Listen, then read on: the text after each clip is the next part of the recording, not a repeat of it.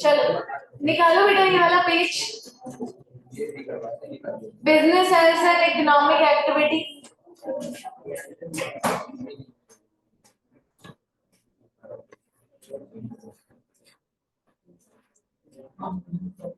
ठीक है, देखिए यहाँ पर क्या लिखा हुआ है, देखो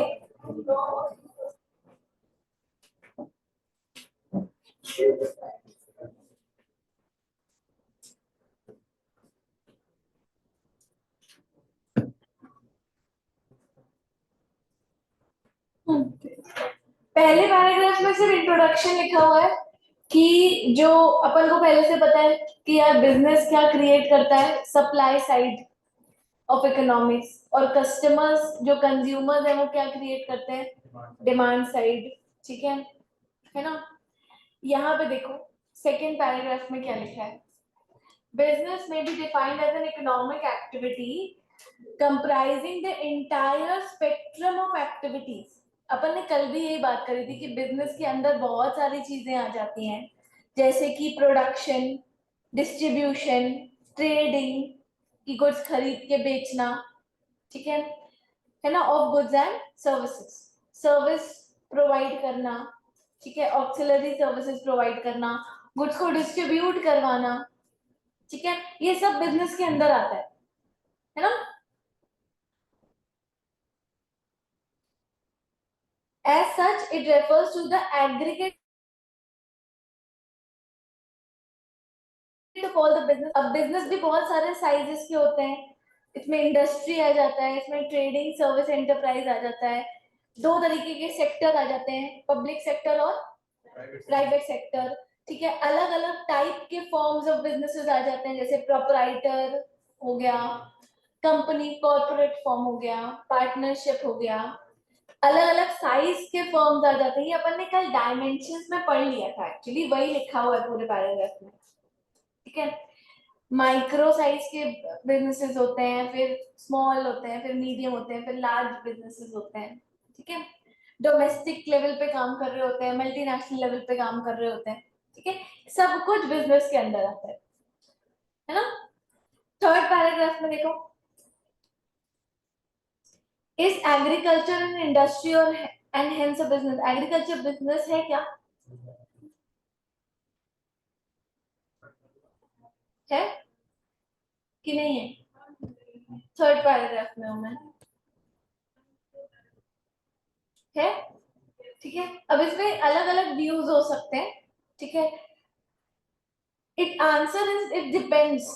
ठीक है, much of the agriculture is subsistence agriculture, moreover agricultural income under income tax exempt किया हुआ है, उस पर कोई टैक्स नहीं लिखा। देखो सिंपल है ना, एग्रीकल्चर अगर अपने कंजम्पशन के लिए कर रहे हो तो वो बिजनेस नहीं है, पर अगर बेचने के लिए प्रोड्यूस कर रहे हो तो वो बिजनेस है। ठीक है, उसकी जो इनकम है वो इनकम टैक्स के अंदर एग्जेम्प्ट है, मतलब उस पर कोई टैक्स नहीं लगता। ठीक है, बट मतलब प्रोड्यूस तो हम बेचने के लिए कर रहे हैं। ठीक है, पर इनकम टैक्स के पॉइंट ऑफ व्यू से अगर देखा जाए तो agriculture does not comprise industry and hence business. Industry where the agriculture produce is processed. अब जैसे एग्रीकल्चर मतलब खेत में अनाज उगाया, अब उस अनाज को प्रोसेस थोड़ी ना खेत में किया, प्रोसेस तो कहाँ किया, खेत के बाहर। ये जो प्रोसेसिंग होती है और प्रोसेस करने के बाद जब अनाज बेचा जाता है वो इंडस्ट्री है। ठीक है, सिर्फ जब अपन खेतों में अनाज उगा रहे हैं उसको वो इंडस्ट्री इसीलिए नहीं बोल रहे क्योंकि हम इनकम टैक्स में या गवर्नमेंट उसको बिजनेस नहीं मान रही है। सिर्फ इस पॉइंट ऑफ व्यू से उसको बिजनेस नहीं मान रहे, पर वैसे देखा जाए अगर डीपली मीनिंग देखा जाए तो हाँ वहां पर भी कुछ प्रोड्यूस हो रहा है बेचने के लिए, तो एक्चुअली वो भी क्या है, बिजनेस है। ठीक है, प्राइमरी इंडस्ट्री पढ़ा होगा ना तुम लोगों ने, 3 तरीके की इंडस्ट्री पढ़ी होगी बिजनेस स्टडीज में अगर याद हो तो, अगर नहीं है तो बता देती हूँ। 3 तरीके की इंडस्ट्री, प्राइमरी, सेकेंडरी और टर्शियरी।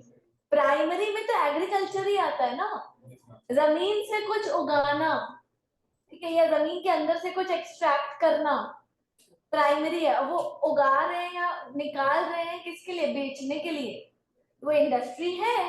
ठीक है, सेकेंडरी में जो हमने जमीन से निकाला या उगाया उसको प्रोसेस करके आगे कुछ और बनाते हैं उससे, सेकेंडरी इंडस्ट्री है, मैन्युफैक्चरिंग होती है वहां पे। और टर्शरी में सर्विसेज दी जाती हैं। ठीक है,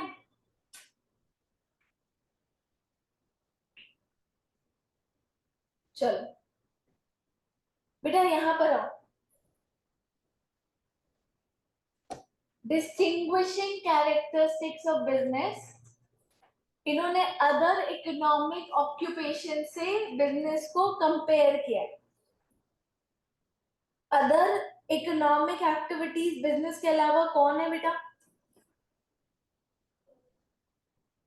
बिजनेस सर्विस तो बिजनेस के अंदर ही आता है ना, प्रोफेशन ऑफ एम्प्लॉयमेंट। ठीक है, एक चार्ट बना हुआ है, पहले अपन उससे देख लेते हैं तो पूरा अपन को एक ओवरव्यू मिल जाएगा, फिर एक बार पैराग्राफ में देख लेंगे कोई नई बात तो नहीं लिखी है। बिजनेस, प्रोफेशन और एम्प्लॉयमेंट के बीच में क्या फर्क है ना। बिजनेस मीनिंग जिसके स्पेक्ट्रम है, मतलब जिसका स्कोप है वो बहुत ज्यादा बड़ा है, of market oriented activity coming under industry, trade, commerce. Industry जहां मैन्युफैक्चरिंग होती हो, ट्रेड जहां पे कुछ लेकर बेचा जाता हो, कॉमर्स जिसमें सारी सर्विसेज आ जाती हैं जो बिजनेस और इंडस्ट्री को क्या करती हैं, हेल्प। ये सब बिजनेस के अंदर आ गया। ठीक है, प्रोफेशन में अपन ने कल डिस्कस किया था, प्रोफेशन मतलब सर्विस देना जिसके लिए एक पर्टिकुलर क्वालिफिकेशन की जरूरत है, अगर वो क्वालिफिकेशन नहीं है तो आप प्रोफेशनल नहीं कहलाओगे। ठीक है, और एम्प्लॉयमेंट कॉन्ट्रैक्ट है बिटवीन एम्प्लॉयर एंड एम्प्लॉय, ठीक है, जिसके बदले में आप एम्प्लॉयर का काम करते हो और वो आपको कंसिडरेशन में क्या देता है, सैलरी, वेजेस। ठीक है, मोड ऑफ एस्टैब्लिशमेंट, बिजनेस कैसे एस्टैब्लिश होगा, एंटरप्रेन्योर लीगल फॉर्मेलिटीज और पैसे लगाकर बिजनेस क्या करेगा, स्टार्ट करेगा। ठीक है, एंटरप्रेन्योर ने डिसाइड किया और लीगल फॉर्मेलिटीज करके उसने स्टार्ट किया। ठीक है, हाँ कैपिटल इन्वेस्ट करना पड़ेगा। प्रोफेशन पहले डिग्री मिल जाएगी, पहले पढ़ना पड़ेगा ना, तो पहले आपको चाहिए membership of that particular association, जिसके आप आए, डॉक्टर बन रहे हो तो मेडिकल एसोसिएशन, लॉयर बन रहे हो तो bar council of India. Her professional उसके क्या है, अलग अलग एसोसिएशन है। ठीक है, आपको पहले मेंबरशिप चाहिए और अगर आपको प्रोफेशनल सर्टिफिकेट ऑफ प्रैक्टिस लेना पड़ता है, सीओपी सुना, एक होता है मेंबरशिप सर्टिफिकेट, वो आपको मिलेगा ही जब आप पास हो जाओगे फाइनल एग्जाम, वो आपको खुद ही मिल जाता है। हाँ मतलब अप्लाई करना पड़ता है उसके लिए, फीस वगैरह पे करनी, जैसे तुम लोग अभी फाउंडेशन के लिए रजिस्ट्रेशन करवाया, फिर इंटर के लिए रजिस्ट्रेशन करवाना पड़ता है, पता है ना। हाँ ठीक है, तो हर लेवल पे रजिस्ट्रेशन करवाओगे और सीए बनने के बाद एज अ मेंबर रजिस्ट्रेशन करवाओगे। तो जब एज अ मेंबर रजिस्ट्रेशन करवाओगे, मेंबरशिप फीस हर साल पे करनी पड़ती है। तो मेंबर बने रहने के लिए पैसा दे रहे हो, ठीक है, रिन्यू करवानी पड़ती है मेंबरशिप, नहीं तो वो एक्सपायर हो जाएगी, फिर उसको फिर से करवाना पड़ेगा स्टार्ट।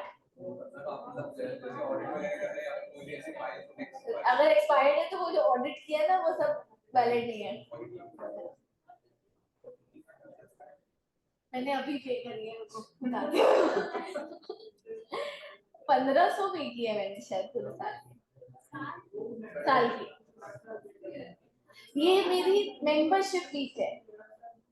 जिनके पास सीओपी होता है उनको आई थिंक 4000 समथिंग या ऐसा कुछ पे करना पड़ता है। 55, हाँ 55 ऐसे अराउंड पे किया है।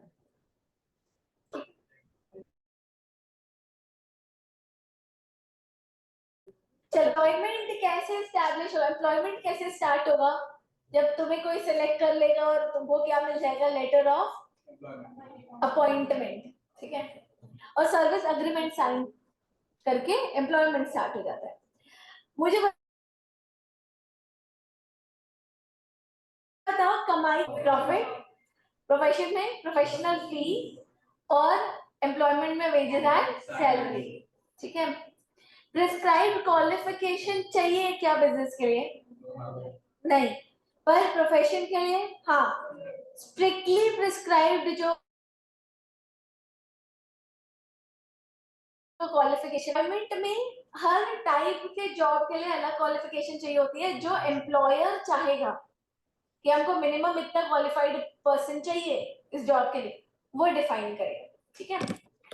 एथिकल गाइडेंस, एथिकल गाइडेंस मतलब कोई प्रिस्क्राइब्ड कोड फॉलो करना पड़ता है। कोड मतलब कोई रूल्स किसी किताब में लिखे हैं क्या बिजनेस के लिए, कोई रूल्स लिखे हुए हैं, कोड ऑफ कंडक्ट की यार ऐसे ही एथिकली काम करना है। जैसा फाउंडर एंटरप्रेन्योर चाहेगा वो वैसा काम करेगा। जो एथिकल, एथिकल मतलब राइट और रॉन्ग होता है, यार ये चीज करना सही है और ये चीज करना गलत है, पर सबका सही और गलत डिफरेंट होता है ना, ठीक है। हाँ, तो सबका सही और गलत थोड़ा थोड़ा क्या होता है, डिफरेंट। तो जैसा एंटरप्रेन्योर सोचेगा वैसा उसका बिजनेस चलेगा। बट प्रोफेशन में, हर प्रोफेशन में प्रिस्क्राइब्ड लॉ बना हुआ होता है, प्रोफेशनल कोड, ठीक है। सीए फाइनल में अभी के सिलेबस में मुझे नहीं पता, हम लोग मैं जब थी चार्टर्ड अकाउंटेंट्स एक्ट के अंदर प्रोफेशनल कोड बना हुआ है, ठीक है। उसमें रूल्स रेगुलेशंस लिखे हुए हैं जो आपको सीए बनने के बाद फॉलो करने पड़ेंगे। कोड ऑफ कंडक्ट, हाँ प्रोफेशनल कोड बोलते हैं उसको, ऑडिट एंड प्रोफेशनल कोड में पढ़ाया जाता है, ठीक है। उसमें ऐसी बातें भी लिखी हुई हैं कि जैसे आप मंडे टू फ्राइडे फॉर्मल कपड़े पहनोगे, हाँ आपको फॉर्मल कपड़े पहनने के लिए इसलिए बोला है बिकॉज आप सीए हो ना, आप इंस्टीट्यूट को रिप्रेजेंट कर रहे हो, आप वेल ड्रेस दिखने चाहिए। संजय सर बहुत स्ट्रिक्टली फॉलो करते हैं, ठीक है। नहीं मतलब इतना स्ट्रिक्ट एक्शन नहीं लेंगे कि तुम्हारी डिग्री छीन लेंगे, मेंबरशिप छीन लेंगे, बट वो अब ये बहुत ऐसे नॉर्मल सा है, बट कुछ कुछ चीजें बहुत स्ट्रिक्टली फॉलो होती हैं, जैसे कि सीए ऐड नहीं कर सकता, एडवर्टाइजमेंट नहीं कर सकते, क्योंकि इंस्टीट्यूट का मानना यह है कि अगर आप ऐड कर रहे हो अपनी सर्विसेज के लिए, आपकी जरूरत है लोगों को, तो वो आपके पास खुद आएंगे। आप अगर ऐड कर करके बुला रहे हो तो आप अपने प्रोफेशन की वैल्यू को कम कर रहे हो, तो वो अलाउड नहीं है, ठीक है। ऑडिट की लिमिट आई थिंक 50 या 60 है, देखना पड़ेगा, अभी रिवाइज होता रहता है तो देखा नहीं मैंने। हाँ पर ईयर पर सीए, ठीक है। अच्छा, जो बोर्ड लगाते हैं ना सीए लोग अपने ऑफिस के बाहर, उसमें वो ग्लो साइन नहीं हो सकता है, ठीक है। ग्लो साइन मतलब ऐसे चमकने वाला, वो नहीं हो सकता है, सिंपल हो सकता है, ठीक है। तो बहुत सारे ऐसे रूल्स बने हुए हैं, है ना। अगर आप सीए नहीं हो तो आप अपने नाम के आगे सीए नहीं लगा सकते हो, किसी मतलब पर्सनल चीजों में लगा सकते हो, बट कोई चीज अगर आप डिस्प्ले कर रहे हो तो नहीं लगा सकते हो, सोशल मीडिया वगैरह में, ठीक है।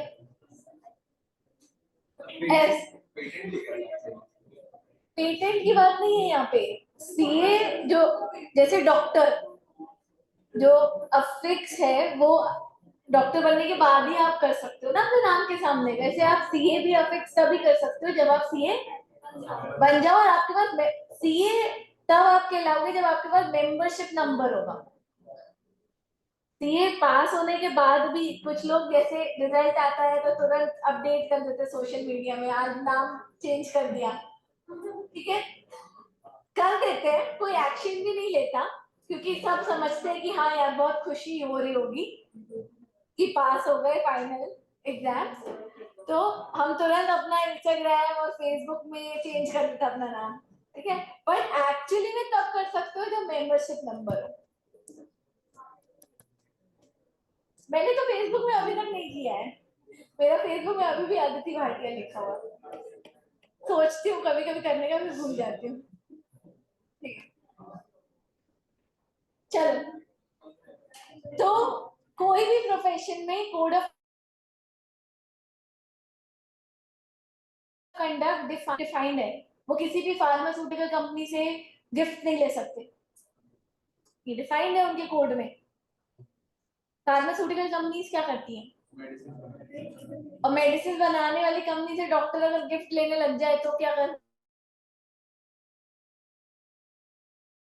होगा, गिफ्ट, ठीक है। बट ये उनके कोड ऑफ कंडक्ट के अगेंस्ट है, ठीक है। एम्प्लॉयमेंट में कोड ऑफ कंडक्ट बना हुआ होगा क्या, एम्प्लॉयर ने बनाया होगा ना। मैं अगर किसी ऑर्गेनाइजेशन की ओनर हूं तो उस ऑर्गेनाइजेशन में क्या रूल्स फॉलो होंगे वो मैं डिफाइन करूंगी, सिंपल, ठीक है। इन्वेस्टमेंट मुझे बताओ किसमें कितनी चाहिए, बिजनेस में ज्यादा चाहिए, यहाँ प्रोफेशनल में भी चाहिए क्योंकि आपको अपना ऑफिस खोलना पड़ेगा, ठीक है। थोड़ा बहुत एसेट्स लेने पड़ेंगे, फर्नीचर, कंप्यूटर, प्रिंटर, इतना, ठीक है। पर एम्प्लॉयमेंट में कोई इन्वेस्टमेंट चाहिए नहीं, ठीक है।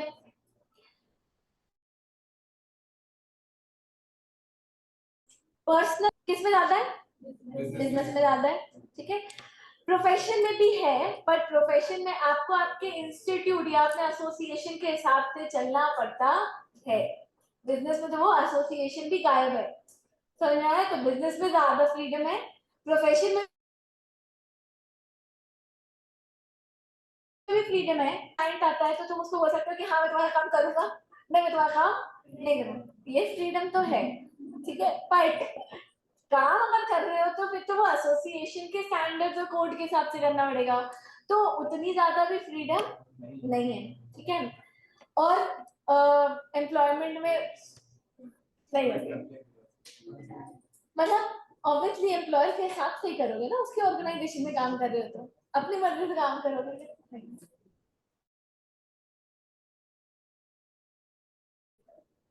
लॉजिकल मोटिव, बिजनेस क्यों करता है इंसान, इकोनॉमिक अचीवमेंट, ठीक है। प्रोफेशन में service to the client and society, ऐसा लोगों को लगता है, ठीक है।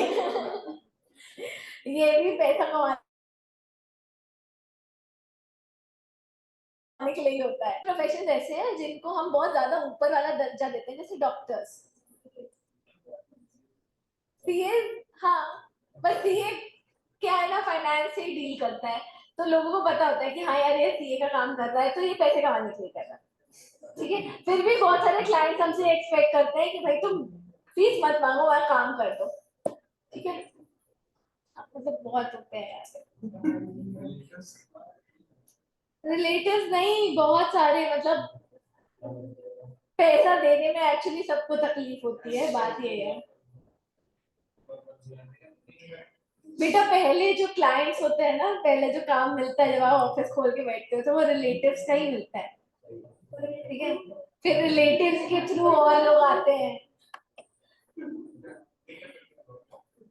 चलो, जो एम्प्लॉयमेंट का मोटिव, साइकोलॉजिकल मोटिव क्या है, लाइवलीहुड, वही मतलब हमें सैलरी मिल जाए जिससे हम अच्छी लाइफ क्या कर सके, लीड कर सके, ठीक है। सर्टेनिटी ऑफ इनकम किसमें ज्यादा है किसमें कम है, सर्टेनिटी सबसे ज्यादा किसमें है, एम्प्लॉयमेंट में, कि भाई हर महीने की फर्स्ट को इतने पैसे बैंक अकाउंट में क्रेडिट होंगे ही, है ना? ठीक है।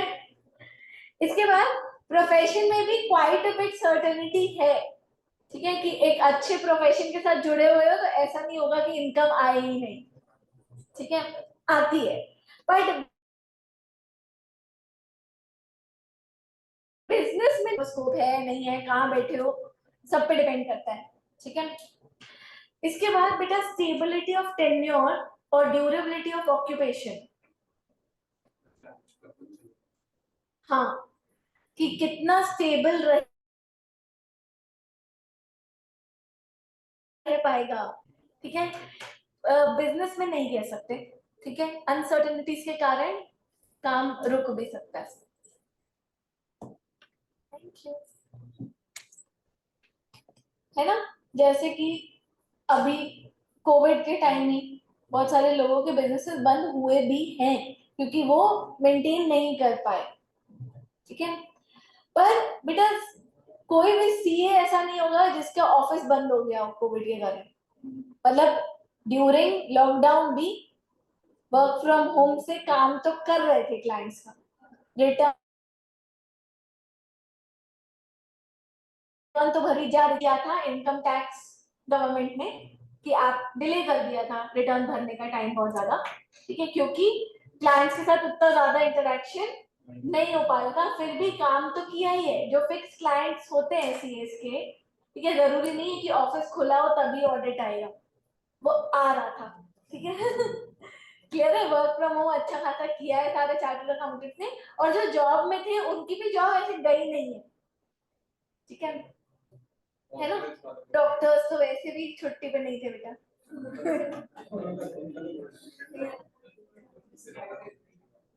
लॉयर्स के तो वैसे भी एक बार केस हाथ में उठाए तो वो वैसे भी खत्म नहीं होता काम।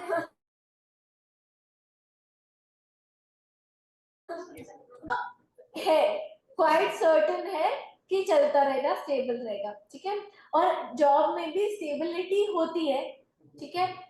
बस क्या होता है कभी कभी जॉब्स में थोड़ा सा रिस्क हो जाता है कि हाँ निकाल दिया तो, ठीक है। चलो, ट्रांसफर ऑफ इंटरेस्ट और सक्सेशन, मतलब एक पर्सन उस बिजनेस को कैरी फॉरवर्ड कर सकता है क्या, दूसरा पर्सन जो बिजनेस ऑलरेडी चल रहा है उसको कैरी फॉरवर्ड कर सकता है क्या, हाँ बहुत आसानी से कर सकता है, ठीक है। पर प्रोफेशन में ऐसा नहीं है, ठीक है, अगर पापा सीए हैं और बेटा सीए नहीं है, ठीक है, तो वो पापा की प्रैक्टिस थोड़ी ना आगे बढ़ा लेगा बेटा, ठीक है, समझ में आया, ठीक है। अगर बच्चों को अपने पेरेंट्स की प्रैक्टिस को आगे बढ़ाना है तो बच्चों को भी सीए बनना पड़ेगा, ऐसे ही डॉक्टर्स के केस में, ठीक है। अब पेरेंट्स अगर डॉक्टर हैं दोनों, तो ऐसा नहीं है कि बच्चे बस दवाइयां प्रिस्क्राइब करने लग जाएंगे कि हाँ हमारे पापा का क्लिनिक है। प्रोफेशन तभी प्रोफेशन तभी बन कर सकते हो जब आप खुद वो हो, ठीक है। और एम्प्लॉयमेंट में भी ऐसा नहीं होता बेटा, ठीक है। पहले के जमाने में गवर्नमेंट जॉब्स में ऐसा होता था, ठीक है, कि पेरेंट्स के डेथ के बाद बच्चों की, कहीं गवर्नमेंट जॉब्स में ऐसा प्रोविजन होगा शायद, बट मैक्सिमम जगह हट चुका है, और प्राइवेट में तो होता ही नहीं है, ठीक है।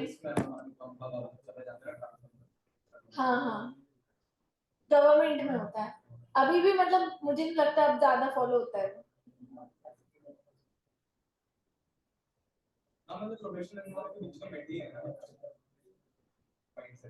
हाँ,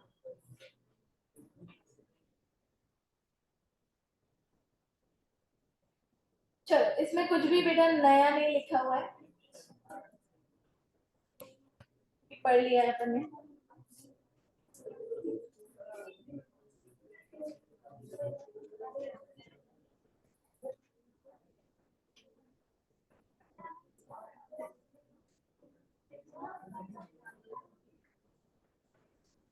प्रोफेशन के बारे में एक बार रीड करो ना यहाँ से, जल्दी से रीड करो। प्रोफेशन, एम्प्लॉयमेंट में कुछ भी नया नहीं लिखा हुआ है, प्रोफेशन में भी बहुत सिंपल सी बातें लिखी हुई हैं। ये वर्ड प्रोफेशन और professional is common parlance is used to distinguish from one's. पढ़ो इस पैराग्राफ को जल्दी से, पूरा नीचे तक पढ़ लेना।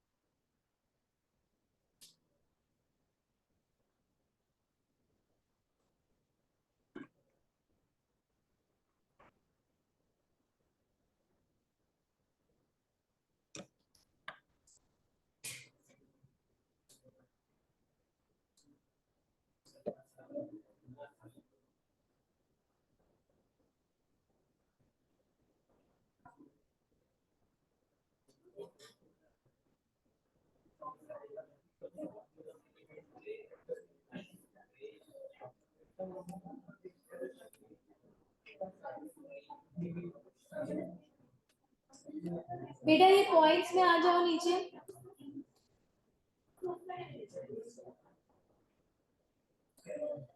ये वाले पॉइंट्स में आओ, पेज नंबर 1.14।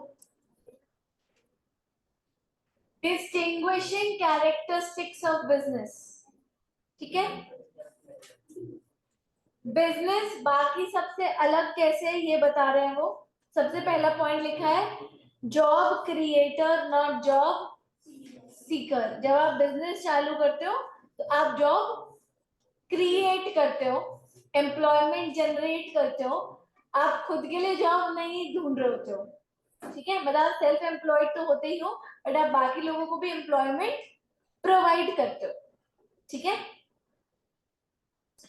नीचे वाले लाइन में इसी पैराग्राफ में नीचे लिखा है yes professional in practice may also generate some employment but certainly not in numbers that business is capable of generating। मतलब as a profession आप भी एम्प्लॉयज रखोगे,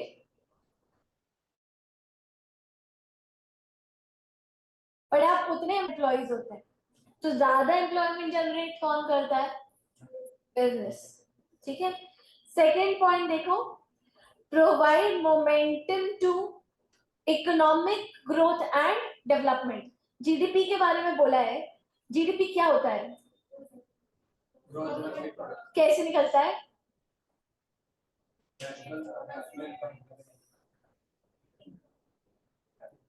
इन नेशनल इनकम और जीडीपी में फर्क नहीं है क्या?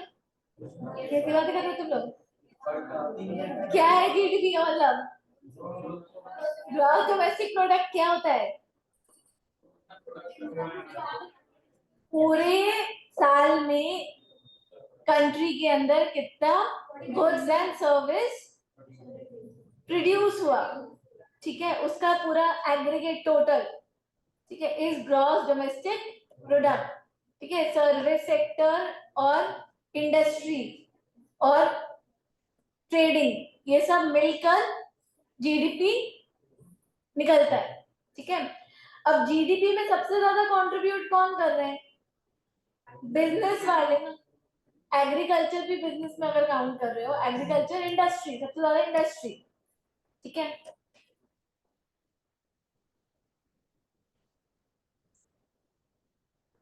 देखो बिजनेस जीडीपी क्या है वो लिखा हुआ, it is the value of all the final goods and services produced in the country during a particular period. Business output comprehensively contributes towards the GDP. ठीक है, और जीडीपी में कंट्रीब्यूट कर रहा है बिजनेस, इसका मतलब इकोनॉमिक ग्रोथ में कंट्रीब्यूट कर रहा है। जीडीपी से ही तो इकोनॉमिक ग्रोथ मेजर करते हो ना। ठीक है, मतलब जीडीपी क्या होना चाहिए, बढ़ना चाहिए, तब जाके हमको दिखती है ग्रोथ। ये पता है अभी कोविड के टाइम जीडीपी,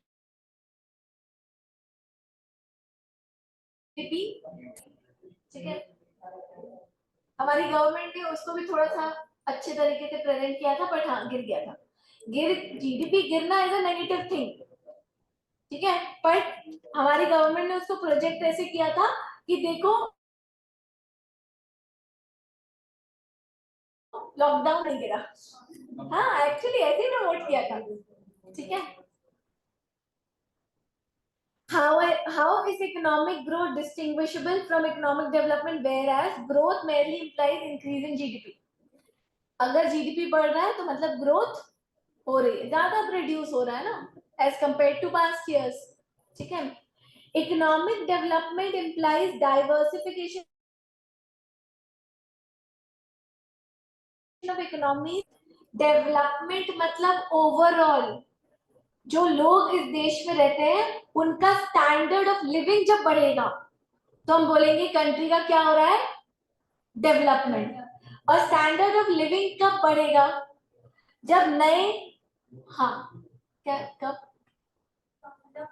इनकम बढ़ेगी, जब नई चीजें आएंगी, नई टेक्नोलॉजी हम यूज करेंगे, ठीक है। जो आउटडेटेड टेक्नोलॉजी उसको यूज करना बंद करके नई टेक्नोलॉजी के टूवर्ड्स जाएंगे, इनोवेशंस होंगे, समझना है, तब हम बोलेंगे कि ओवरऑल क्या हो रहा है, इंफ्रास्ट्रक्चर सही होगा कंट्री का, कंट्री ज्यादा क्लीन रहेगी, समझ में, ये सब कंट्रीब्यूट करता है टू डेवलपमेंट। और ये सब भी किसके कारण होगा, बिजनेसेस के कारण होगा ना अल्टीमेटली, तो ठीक है।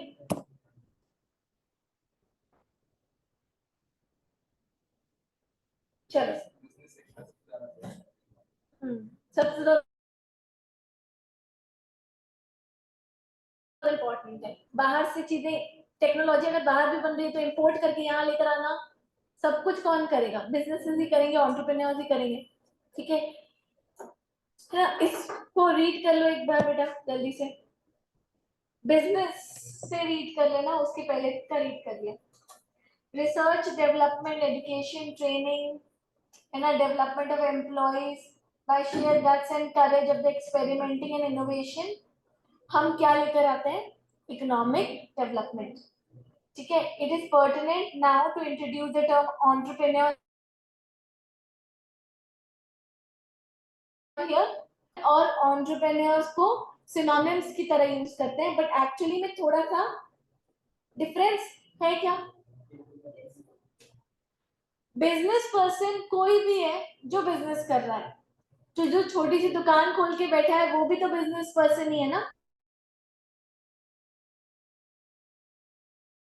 ठीक है। पर इनोवेशन, रिस्क टेकिंग, ठीक है, क्रिएटिंग समथिंग न्यू के साथ हम एंटरप्रेन्योर वर्ड को जोड़ते हैं, ठीक है। जो प्रॉब्लम सॉल्विंग में, मतलब कोई भी सोशल प्रॉब्लम है उसको सॉल्व करने के लिए काम करे, ठीक है, समझ गए हो क्या। नेक्स्ट पॉइंट पर आ जाओ अभी, investment in incentive, intensive, sorry, investment intensive है क्योंकि इसमें क्या करना पड़ेगा आपको, आपको हर चीज के लिए पैसा क्या करना पड़ेगा, इन्वेस्ट करना पड़ेगा, ठीक है। Business requires a sizeable investment of funds, कुछ भी इसमें ज्यादा ऐसा नहीं लिखा हुआ है बेटा टेक्निकल, आपको कुछ भी लेना हो, कोई भी टेक्नोलॉजी,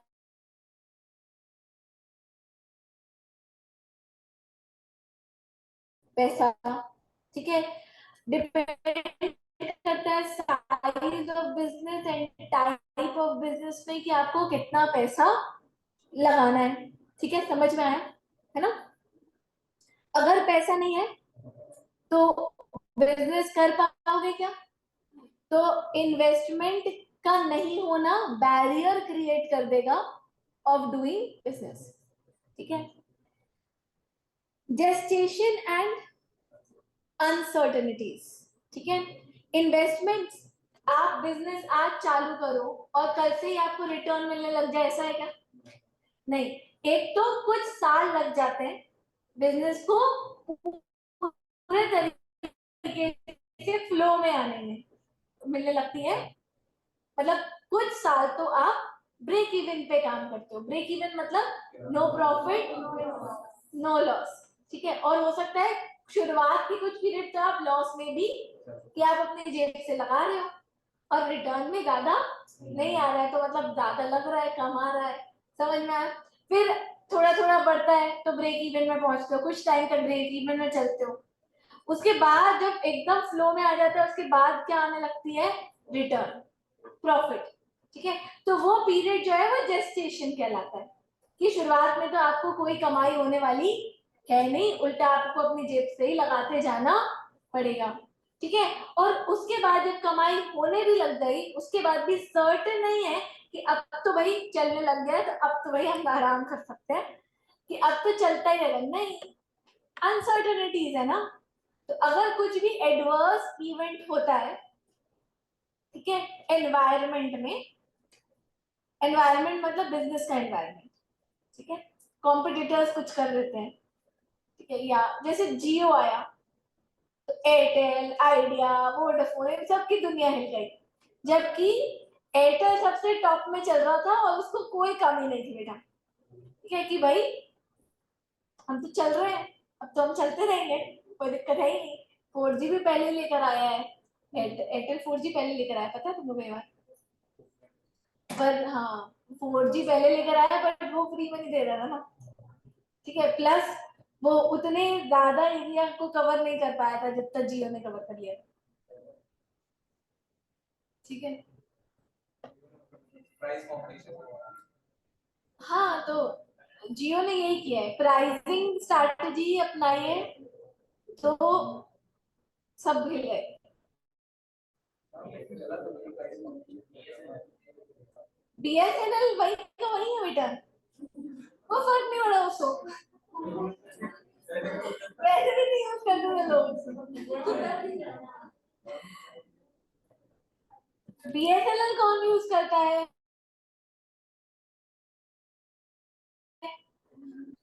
एमपीवी के अंदर मतलब एमपीवी में कैसा है, तुम लोग अगर गए हो एमपीवी की बिल्डिंग के अंदर कभी, अंदर नहीं गए, अंदर नहीं जाने देते हैं, हाँ। वो क्या ऐसा है, मैं और अजय भैया तो ऑडिट करने भी जाते थे ना, तो हम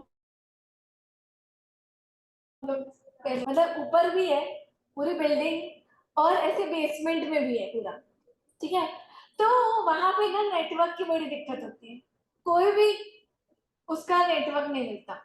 तो अब क्योंकि गवर्नमेंट कंपनी है तो उन्होंने BSNL का टावर ही लगा दिया है वहां पे, ठीक है, और सारे एम्प्लॉयज को ऑफिस की तरफ से BSNL की क्या दी हुई है, सिम, ठीक है। तो मेरे पापा अभी भी BSNL यूज कर रहे हैं, ठीक है, रिटायर होने के बाद भी।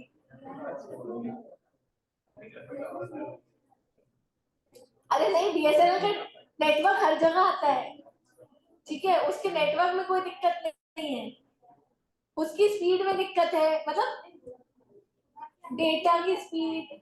हाँ, चलता है ना, नहीं चलता है, हाँ, तो पता नहीं, एमपीवी में तो उसका टावर लगा हुआ है, तो पापा के ऑफिस में चलता था, तो वहां के सारे एम्प्लॉयज के पास BSNL होगा, अभी भी जो काम कर रहे होंगे उनके पास भी BSNL की सिम होगी, ठीक है, समझ में आया। तो वो वैसे BSNL चलता है, ऐसे नहीं चलता है वो, कौन लेता है BSNL की सिम, कोई नहीं लेता,